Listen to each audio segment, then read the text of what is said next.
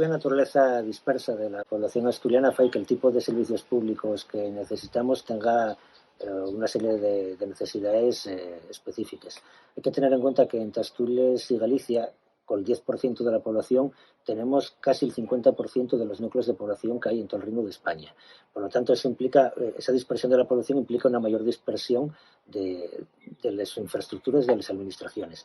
Esa es una realidad. Necesitamos más plantillas, mayor dotaes y que lleguen prácticamente a todos los requisitos de Asturias.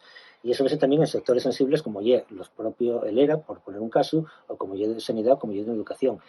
El tema de la sanidad es evidente que, aunque otros estean peor que Asturias, eso non é argumento para justificar la situación que está viviendo ahora la sanidad asturiana, con un deterioro evidente de la atención primaria, o como incluso especialidades específicas como psiquiatría, cuando tenemos precisamente una de las tasas de suicidio más altas del continente europeo, o pediatría, cuando precisamente tenemos una de las tasas de natalidad más bajas del mundo.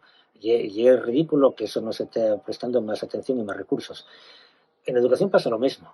No es aceptable seguir manteniendo los conceptos educativos, no tienen ningún tipo de justificación ni demográfica ni económica. Por lo tanto, habría que apostar por la supresión gradual de los conciertos, porque eso además permitiría liberar una serie de recursos que irían en beneficio de la escuela pública y eso también, por supuesto, de la escuela rural.